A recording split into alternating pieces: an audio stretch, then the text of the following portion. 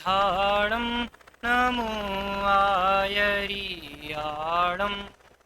नमो वच्छायाणं नमो लोये सौवसाहुणं नमः समयसाराय स्वानुभूत्या चकासिते चित्स्वभावाय भावाय सर्वभावान्तरक्षिते करता हूँ कर्म का कर्म है मेरा कर्म ऐसी मिथ्या मान्यता है मिथ्यात्व अधर्म निज आत्म तल्लीनता सुखमय आत्म धर्म श्री जिन जिन वर देव ने यह समझाया मर।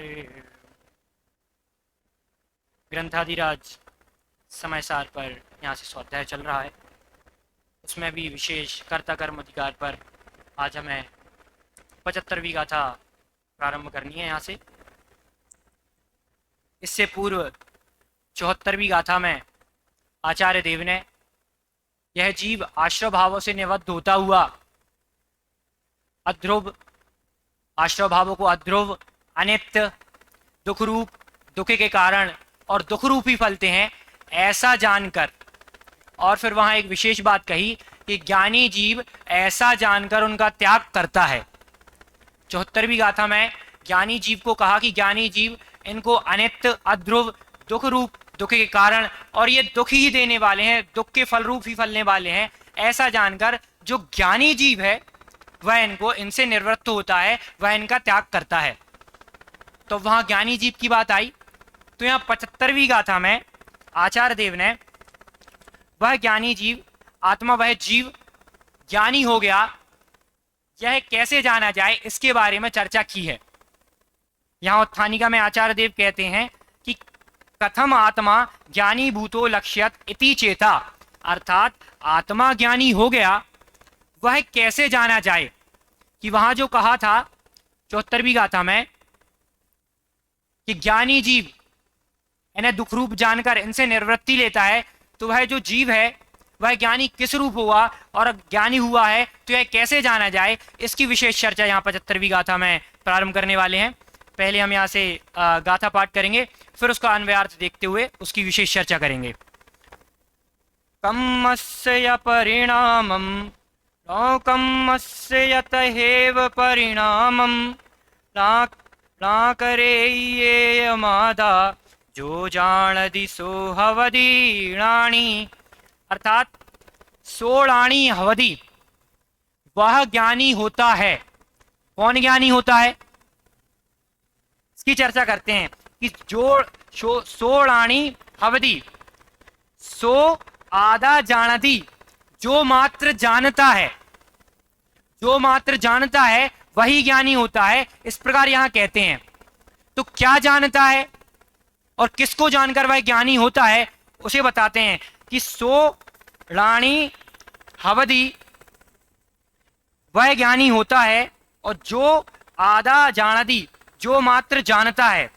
तो ऊपर वाली लाइन में कहते हैं कि क्या जानता है कि कम्मस्य या परिणामम, अर्थात कर्म के परिणाम को, और तहेव उसी प्रकार नो कम्मस्य परिणामम नो कर्म के परिणाम को। कौन ज्ञानी होता है जो कर्म के परिणाम को और उसी प्रकार नौ कर्म के परिणाम को जानता है। अब यहां एक विशेष बात और लिखी, क्या ना करेई, अर्थात नहीं करता, मात्र जानता है। मैं इनका करता नहीं हूं, ऐसा मानता है कि ये मेरे द्वारा किए जाने वाले नहीं है, मैं इनका करता नहीं हूं, ऐसा जानता है, और मैं मात्र जानने देखने वाला हूं, ऐसी श्रद्धा करता है, इसलिए वह जीव ज्ञानी होता है। इसका अर्थ ऐसा हुआ कि ज्ञानी कौन जीव होता है जो कर्म के परिणाम को और नौ कर्म के परिणामों का मैं करता नहीं हूं, मात्र जानता हूं, ऐसा जो जानता है वह जीव ज्ञानी होता है। अब यहां से गाथा और उसका पद्यानुवाद पाठ करते हुए जो आचार्य देव ने उसका अर्थ किया हम उसे पढ़ेंगे। कम्मस्य परिणामम अकम्मस्य यत हेव परिणामम ना करे ये यमादा जो जान दिसो हवदी रानी कर्म के परिणाम को नौ कर्म के परिणाम को जो ना करे बस मात्र जाने प्राप्त हो सद ज्ञान को। अर्थात जो आत्मा इस कर्म के परिणाम को तथा नौ कर्म के परिणाम को करता नहीं मात्र जानता है वह ज्ञानी है। मात्र जानता ही है, करता नहीं है, वह जीव ज्ञानी है। इस प्रकार का अर्थ लिया। इससे पूर्व 19वीं गाथा में इसी से मिलती जुलती परंतु विपरीत बात आचार्य देव पहले करके आए हैं। तो हम वहां 19वीं गाथा में देखेंगे कि आचार्य देव ने वहां इससे विपरीत ली कि जो कर्म के परिणाम को और नौ कर्म के परिणाम को अपना मानता है, उसमें एकत्व मत बुद्धि रखता है, वह जीव अज्ञानी है। इस प्रकार की चर्चा वहां उन्होंने की है। तो उसे एक बार पढ़ते हैं कि मैं कर्म हूं, नौ कर्म हूं या है हमारे ये सभी, यह मान्यता जब तक रहे अज्ञानी है तब तक सभी। कि मैं कर्म हूं, नौ कर्म हूं या ये हमारे हैं सभी। मैं कर्म नौ कर्म मैं हूं, अर्थात जो आत्मा है मैं कर्म नौ कर्म रूप हूं और यही मेरे हैं, ऐसा जो मानता है, ऐसा जो आत्मा है, ऐसा जो जीव इनको अपना मानता है, इनमें ममत्व बुद्धि करता है, उसी आचार्य देव ने अज्ञानी कहा। इसका विशेष अर्थ बताते हुए आचार्य देव कहते हैं कि जब तक है आत्मा ज्ञानावरण आदि द्रव्य कर्म और मोह राग द्वेष आदि भाव कर्म और शरीर आदि नौ कर्म, इनमें अहम बुद्धि, ममकार बुद्धि और कर्तृत्व बुद्धि रखता हुआ ये सभी मैं हूं और मुझ में ये सभी कर्म नौ कर्म हैं, ऐसा जो मानता है उसे अज्ञानी कहा। और उसी के विपरीत बात यहां लेके आ गए। कैसी? कि जो इसके विपरीत, जो कर्म के परिणाम और नौ कर्म के परिणामों में कर्तापना नहीं मानता, मैं इनका कर्ता नहीं हूं, अहम बुद्धि नहीं रखता, ममकार बुद्धि नहीं रखता और ना मैं इन रूप हूं, ऐसा जीव जो नहीं मानता वह ज्ञानी है। इस प्रकार की चर्चा यहां 75वीं गाथा में आचार्य देव ने की है। अब यहां कर्म के परिणाम और नौ कर्म के परिणाम के अर्थ से क्या लेना, कि कर्म के परिणाम से और नौ कर्म के परिणाम से क्या लेना, तो उसका दो रूप से अर्थ किया कि कर्म के परिणाम से क्या लेना और नौ कर्म के परिणाम से क्या लेना। कर्म के परिणाम से अर्थात जीव के जो बाह्य परिणाम हो रहे हैं उसे तो नौ कर्म के परिणाम में लेना, और जो अंतरंग भाव हो रहे हैं, जो अंतरंग में परिणाम हो रहे हैं, उन्हें कर्म के परिणाम लेना। इस प्रकार से एक अर्थ ये हुआ कि जो अंतरंग में परिणाम हो रहे हैं उन्हें तो कर्म के परिणाम रूप समझना, और जो बाह्य में शरीर आदि रूप परिणाम हो रहे हैं उन्हें नौ कर्म के परिणाम समझना। और दूसरा अर्थ लेते हैं घाती और अघाती रूप। घाती किस प्रकार? तो घाती लेते हैं कर्म के परिणाम रूप, क्योंकि चूंकि जो घाती कर्म है वे आत्मा के भाव में परिणमन करने वाले होते हैं, वह आत्मा के भाव में परिवर्तन करने वाले होते हैं, इसलिए उन्हें कर्म के परिणाम लिया घाती को। परंतु घाती में भी मोहनीय कर्म को विशेष लिया। क्यों? क्योंकि मोक्ष मार्ग प्रकाशक में भी इसकी चर्चा टोडरमल जी करते हैं दूसरे अधिकार में। वहाँ नवीन बंध विचार में उसकी चर्चा टोडरमल जी ने की कि मोहनीय कर्म के उदय के कारण ही इस जीव के अंतरंग परिणामों में ऊपर नीचे होते हैं, अंतरंग परिणामों में परिवर्तन आता है। इसलिए वहां घाती कर्म को तो कर्म के परिणाम लिया और अघाती कर्मों को नौ कर्म के परिणामों में लिया, क्योंकि जो अघाती कर्म है वह शरीर से संबंध रखने वाले हैं और नौ कर्मादि भी शरीर से संबंध रखते हैं। इसलिए जो शरीर से संबंध रखने वाले परिणाम है उनको नौ कर्म के परिणाम में लिया। तो इस प्रकार से आचार्य देव ने कर्म के परिणाम और नौ कर्म के परिणाम, इनका दो अर्थ किया। एक तो बाह्य में जो परिणाम हो रहे हैं उन्हें नौ कर्म में लिया शरीर आदि सहित, और दूसरा जो अंतरंग में परिणाम हो रहे हैं उन्हें कर्म के स्वभाव रूप परिणाम में कर्म के परिणाम लिया, और दूसरा घाती अघाती जो अभी हमने समझा। इसके आगे अब गाथा में विशेष चर्चा करेंगे कि कर्म के टीका में कि कर्म के परिणाम से क्या लेना और 9 कर्म के परिणाम से क्या लेना। तो यहां से हम टीका का हिंदी अर्थ पढ़ते हैं और उसका फिर विशेष अर्थ देखेंगे कि उसमें और विशेष अर्थ क्या है। निश्चय से मोह राग द्वेष सुख दुख आदि रूप से अंतरंग में उत्पन्न होता हुआ जो कर्म का परिणाम है, और स्पर्श रसगंध वर्ण शब्द बंध संस्थान स्थूलता सूक्ष्मता आदि रूप से बाहर उत्पन्न होता हुआ जो 9 कर्म का परिणाम है, वे सभी ही पुद्गल के परिणाम हैं।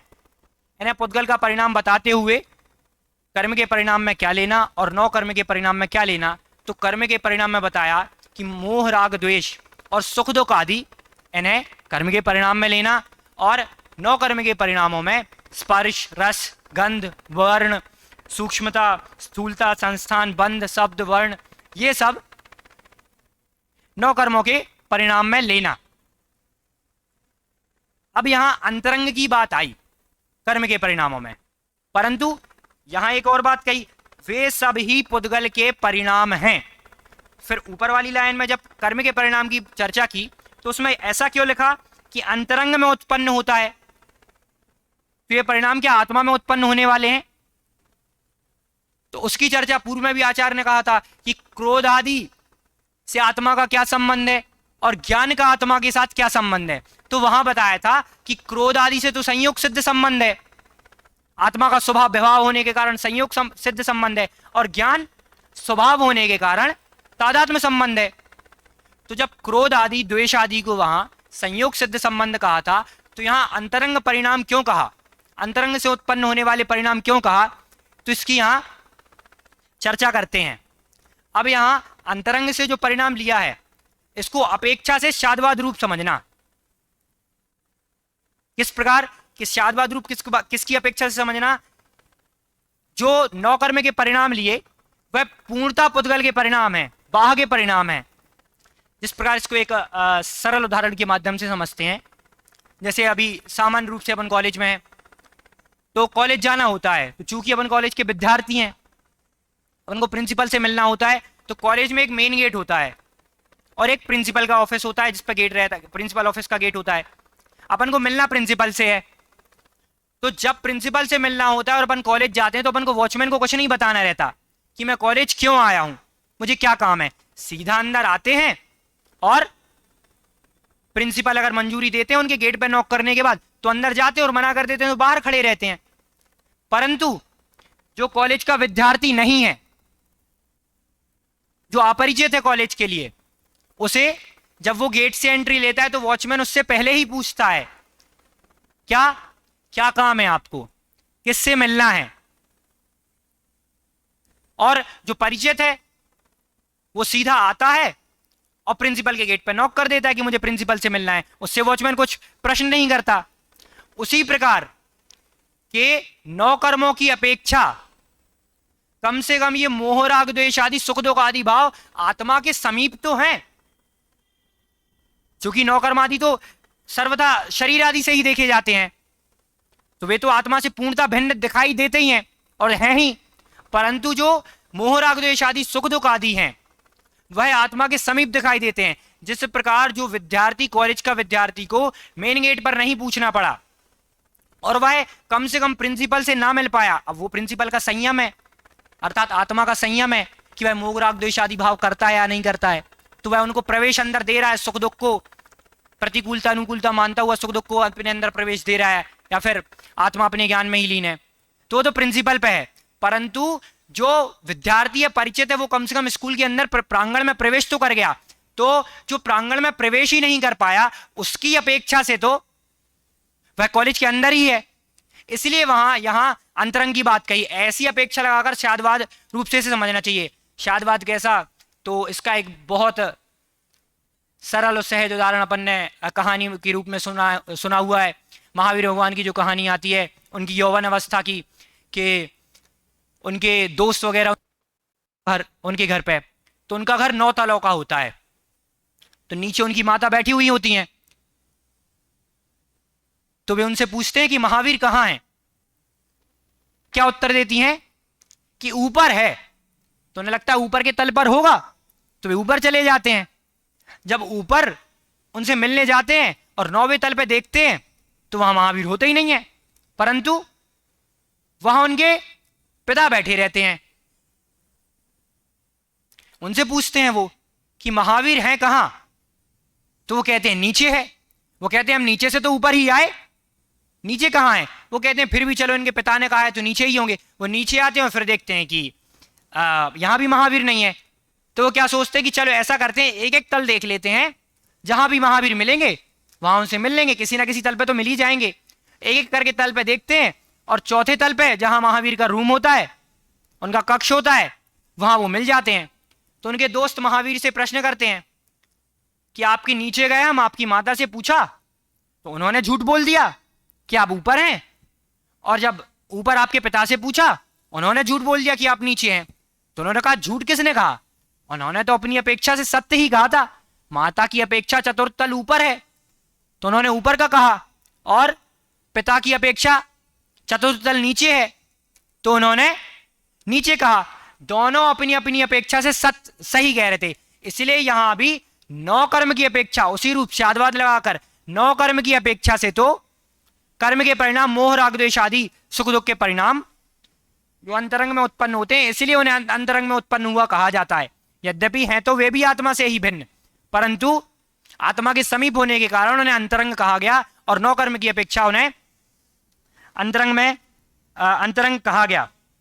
अब यहां पर सुख दुख की चर्चा ली अंतरंग परिणामों में, और इससे पूर्व जब हमने कर्म के परिणाम और 9 कर्म के परिणामों की चर्चा की थी कि 9 कर्म के परिणामों का क्या लेना, तो घाती अघाती की जब चर्चा की थी कि घाती तो लेना कर्म के परिणामों में और अघाती लेना 9 कर्म के परिणामों में, तो सुख दुख को यहां कर्म के परिणामों में क्यों लिया, क्योंकि सुख दुख तो असादा सादा के उदय से होते हैं, सादा सादा वेदनीय कर्म के उदय से होते हैं, तो यहां उसे कर्म के परिणामों में क्यों रखा। तो वहां कहते हैं यद्यपि साता असाता कर्म के उदय से सुख दुख का होना पाया जाता है, परंतु होते तो आत्मा ही में है, होते तो आत्मा ही में परिणाम करते हैं, अनुभव तो उसका आत्मा ही करता है, इसलिए वहां उन्हें कर्म के परिणामों में अंतरंग परिणामों में रखा। यद्यपि वेदनीय कर्म तो 9 कर्म के परिणामों में ही आएगा, परंतु आत्मा के समीप होने के कारण इसको विशेष रूप से सुख दुख को आत्मा के अंतरंग परिणामों में ही यहां आचार्य देव ने रखा है। इस प्रकार से निश्चय से मोह राग द्वेष सुख दुख आदि रूप से अंतरंग में उत्पन्न होते हुए जो कर्म का परिणाम है, और स्पर्श रस गंध वर्ण शब्द बंध संस्थान स्थूलता सूक्ष्मता आदि रूप से बाहर उत्पन्न होता हुआ जो 9 कर्म का परिणाम है, वे सभी पुद्गल के परिणाम है।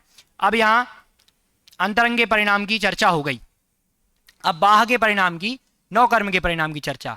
यहां स्पर्श रसगंध वर्ण आदि से सामान्य स्वरूप एक समझ ही लेना, परंतु यहां दूसरे प्रकार से भी लिया, चूंकि 9 कर्म तो शरीर ही है, तो एक तो स्वरूप लेना ही उसे, और दूसरा बाह्य पदार्थ, तो बाह्य पदार्थ में और क्या लेना, स्त्री मकान घोड़ा धन धान आदि, इन्हें भी 9 कर्म में ही लेना इस रूप से। यहां इनका अपन शब्द कर देख लेते हैं। स्पर्श से अपन सब भलीवादी परिचित ही हैं, स्पर्श से स्पर्श रस गंध वर्ण शब्द बंध अर्थात 2 पदार्थों का एक साथ बंधन होना, संबंध होना, उसे बंध कहते हैं। संस्थान अर्थात लंबा या छोटा होना, उसे संस्थान कहते हैं। अब ये शरीर में भी घटा लेना और बाह्य पदार्थों से ममत्व बुद्धि होने के कारण उनमें भी घटा लेना। स्थूलता और सूक्ष्मता अर्थात मोटा पतला होना, तो शरीर के मोटे पतले होने से भी घटा लेना, और बाह्य में कोई पदार्थ जिनसे ममत्व, उनके मोटे पतले होने से जो अंतरंग में परिणाम होते हैं, या बाह्य में जो अनुकूलता प्रतिकूलता होती है, उससे भी घटा लेना। ऐसे ही वर्ण आदि कि शरीर गोरा काला आदि है, तो अपना शरीर हो गया तो 9 कर्म में अंतरंग से एक प्रकार से वो घटा लेना, दूसरे प्रकार से अपना जानना पहचानने वाला, तो बाह्य में उसके रूप जो प्रतिकूलता अनुकूलता होती है। इस प्रकार से इन 9 कर्मों को भी 2 रूप से यहां घटा लेना। अब इसके बाद यहां कहते हैं कि जो 9 कर्म का परिणाम है वे सभी पुद्गल के परिणाम हैं। यद्यपि कर्म के परिणाम जो कि अंतरंग में उत्पन्न होने वाले हैं, आत्मा के समीप उत्पन्न होने वाले हैं, आत्मा के समीप रहने वाले हैं, तथापि वे सभी हैं तो पुद्गल के ही परिणाम, आत्मा का स्वभाव नहीं है। अंतरंग में उत्पन्न हुए कहा, इससे कदापि यह अर्थ नहीं लेना कि वह आत्मा का स्वभाव हुए। चूंकि आश्रय भावों को अपना माना, पूर्व में कहा था कि आश्रय भावों को अपना माना, उनमें एकत्व ममत्व बुद्धि की, इसलिए दुख भोगे। और इससे पूर्व की गाथा में कहा, इसलिए संसार पर विवरण किया, और इससे पूर्व की गाथा में कहा था कि इन्हीं आश्रय भावों से किया दुख रूप है, दुख के कारण है, ऐसा जानकर इनसे निवृत्ति ली तो ज्ञानी हुआ। वैसे ही यहां पे कि ये सब पुद्गल के परिणाम ही है, ऐसा जानता है, आत्मा के समीप होने से वह कदापि मेरा स्वभाव नहीं है ऐसा मानता हुआ वह उन्हें पुद्गल के परिणाम ही जानता है। अब यहां आचार्य देव विशेष बात कहते हैं, क्योंकि आचार्य कुंद देव ने यह बात गाथा में नहीं लिखी है, परंतु आचार्य अमृत चंद्र देव ने इसे टीका में बताया है। क्योंकि इस संदर्भ में उसकी व्याख्या करना, उसकी चर्चा करना बहुत ही महत्वपूर्ण था, इसलिए आचार्य अमृत चंद्र देव ने उसकी चर्चा की। व्याप्य व्यापक भाव की चर्चा यहां आचार्य अमृत चंद्र देव करते हैं कि परमार्थ से जिस प्रकार घड़े के और मिट्टी के व्याप्य व्यापक भाव का सद्भाव होने से कर्ता कर्म पना है, उसी प्रकार पुद्गल परिणाम के और पुद्गल के ही व्याप्य व्यापक का सद्भाव होने से कर्ता कर्म पना है।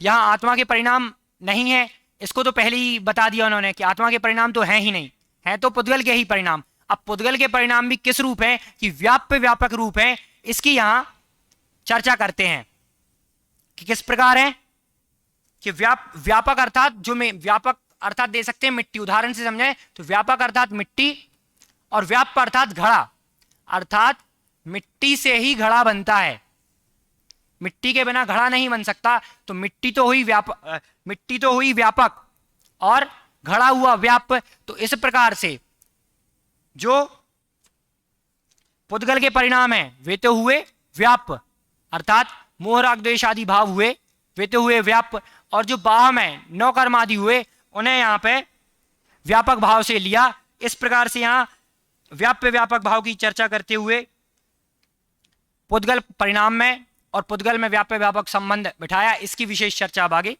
कल करेंगे, इसका विशेष जो व्याख्यान है वह अपन कल देखेंगे।